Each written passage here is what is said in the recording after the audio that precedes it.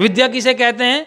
ऋषि दान से जब पूछा कि विद्या किसे कहते हैं, तो स्वामी दयानंद आर्योदेश रत्नमाला में बड़ी सुंदर चर्चा करते हैं। वो कहते हैं जो ईश्वर से लेकर पृथ्वी पर्यंत समस्त पदार्थों का यथावत ज्ञान करा दे, उसको विद्या कहते हैं। और जिससे विपरीत है वो अविद्या है। इसलिए आप अपने जीवन में जो कुछ भी पाना चाहते हो पा सकते हो, लेकिन उसके लिए आधार क्या चाहिए? विद्या, पढ़ना लिखना। अभी आपको आचार्य जी आपके बता रहे थे, रोजाना बताते हैं। सब चीजें आपसे बांटी जा सकती है, किंतु एक चीज यही है, क्या? विद्या, जो आपसे कोई नहीं छीन सकता। इसलिए चाहे कैसी भी परिस्थिति आ जाए, आपने क्या करना है? पढ़ना है, लिखना है, मेहनत करनी है। स्वामी दयानंद कहते हैं वो माता पिता अपने बच्चों के शत्रु होते हैं जो अपने बच्चों को पढ़ने लिखने नहीं देते हैं। इसलिए किसी ने क्या लिखा है कि हो कितनी भी मजबूरी है पढ़ना बहुत जरूरी। ये जो आपका समय चल रहा है, कौन सा काल है ये? ब्रह्मचर्य काल। क्या है? और इस समय को क्या कहते हैं? Golden time. क्या है ये सुनहरा अवसर आपके पास है। आपको कोई जिम्मेदारी नहीं है, केवल एक ही जिम्मेदारी है। क्या है? पढ़ना, विद्या प्राप्त करना। इसलिए लिखा है कि हो कितनी भी मजबूरी है पढ़ना बहुत जरूरी। अरे अनपढ़ पशु कहाए, पढ़ा लिखा इंसान सदा सम्मान जगत में पाए। हो कितनी भी मजबूर है पढ़ना बहुत, अरे अनपढ़ पशु कहाए, पढ़ा लिखा इंसान सदा सम्मान जगत में पाए। हो कितनी भी मजबूरी है पढ़ना। आपने सुना होगा अनपढ़ इंसान पशु समान। अनपढ़ रहना अभिशाप है, अनपढ़ रहना अभिशाप है। इस दुनिया में आकर बन जाता है महान मनुष्य विद्या धन को पाकर। हाँ पाकर, हाँ पाकर। इसलिए विद्या सर्वश्रेष्ठ अनमोल रतन कहलाए। पढ़ा लिखा इंसान सदा समान जगत में पाए। वो कितनी भी मजबूरी है पढ़ना बहुत जरूरी।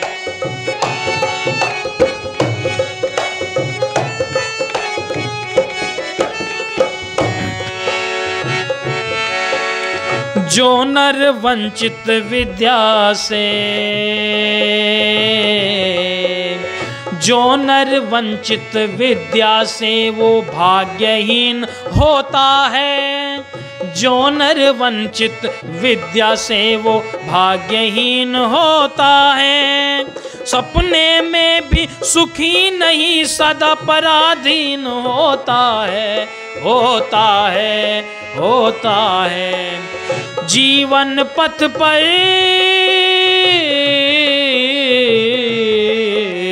जीवन पथ पर रहे अंधेरा, भटक भटक मर जाए। पढ़ा लिखा इंसान सदा सम्मान जगत में पाए। हो कितनी भी मजबूरी है पढ़ना, और अनपढ़ पशु कहाए।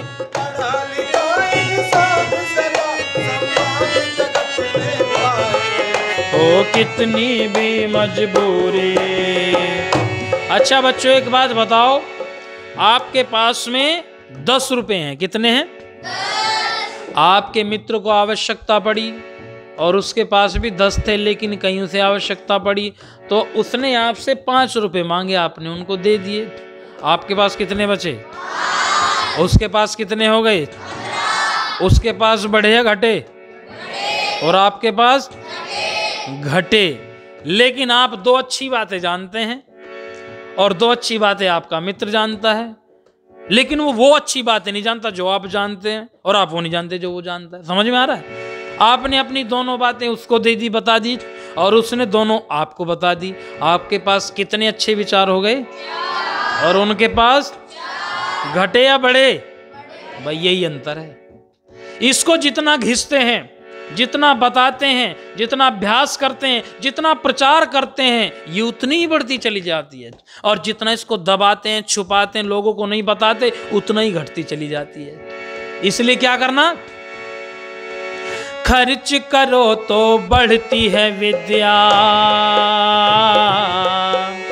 खर्च करो तो बढ़ती है विद्या, नहीं कभी ये घटती।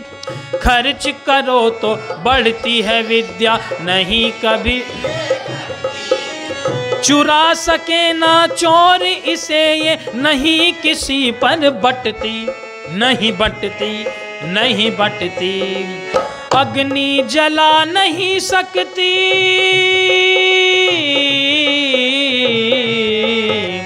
अग्नि जला नहीं सकती और जल नहीं इसे गलाए। पढ़ा लिखा इंसान सदा सम्मान जगत में पाए, वो कितनी भी हो, कितनी भी मजबूरी है।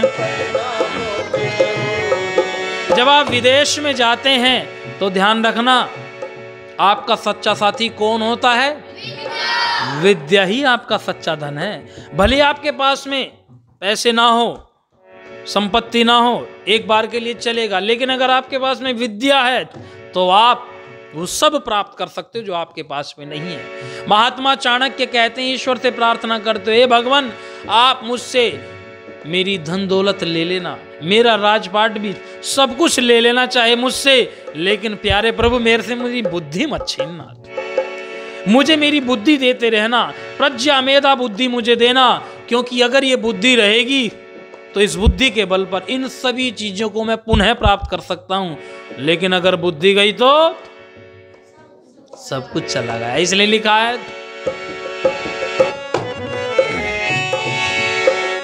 भाइयों बहनों प्यारे बच्चों विद्या पढ़ो पढ़ाओ, भाइयों बहनों प्यारे बच्चों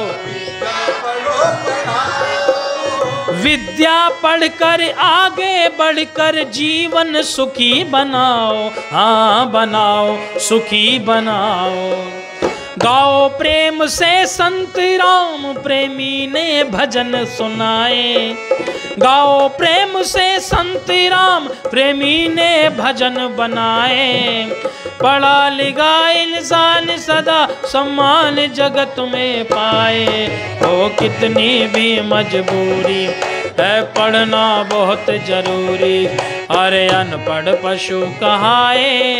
पढ़ा लिखा इंसान सदा सम्मान जगत में पाए, हो कितनी भी मजबूरी, बोलो वह पढ़ना बहुत जरूरी, हो कितनी भी है पढ़ना बहुत जरूरी, हो कितनी भी मजबूरी है पढ़ना बहुत जरूरी।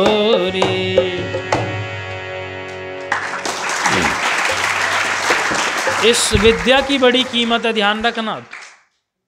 इसलिए स्वामी जी कहते हैं कि प्रत्येक माता पिता को चाहिए कि अपने बच्चों को गुरुकुल भेजे, अपने बच्चों को विद्या प्राप्ति के लिए भेजे, क्योंकि जो बच्चे, जो लोग विद्या से अछूते रह जाते हैं, ध्यान रखना उनको लोग ऐसे यूज करते हैं, ऐसे यूज करते हैं जैसे पशु को इस्तेमाल किया जाता है।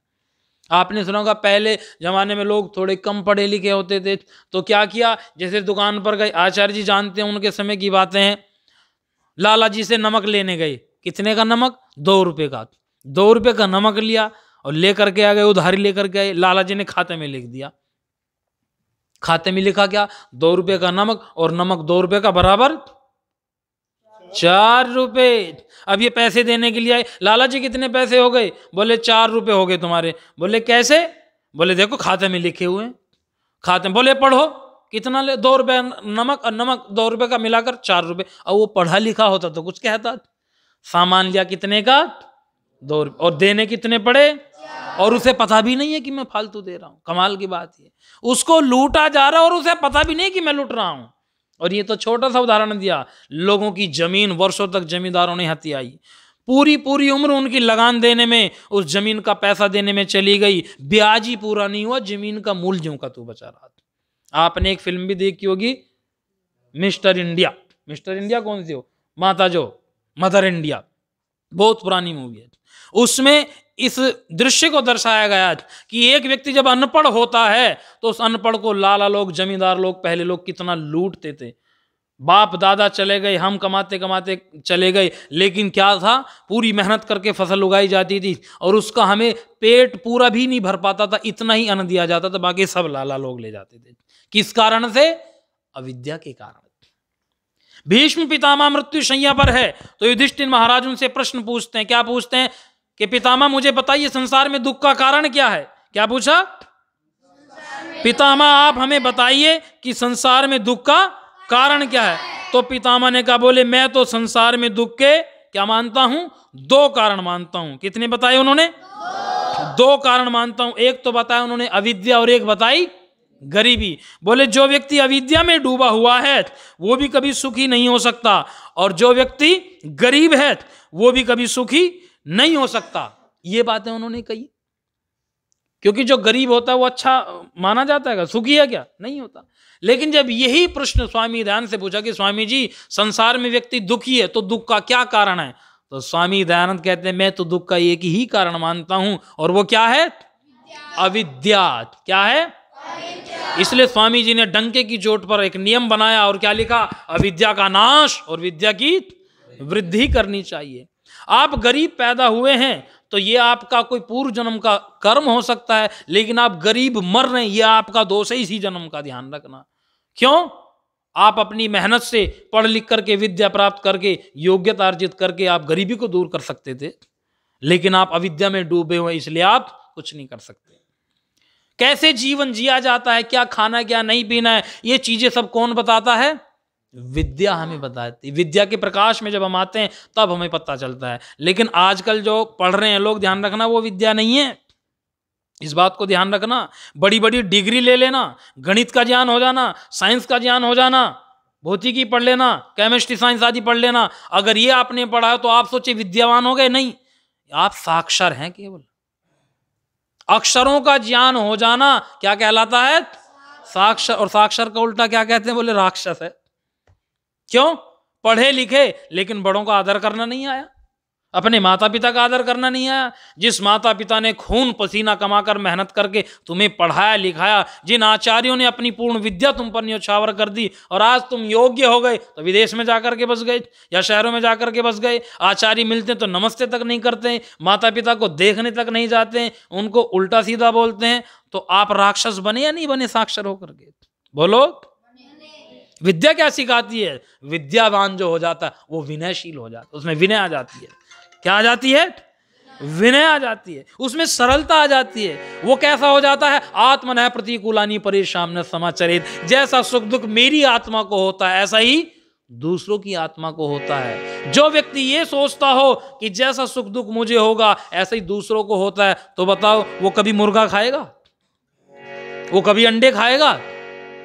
बकरा खाएगा? किसी को कष्ट देगा? भ्रष्टाचार करेगा? नहीं करेगा, क्योंकि उसकी आत्मा जान गई है ये भी दुखी होगा।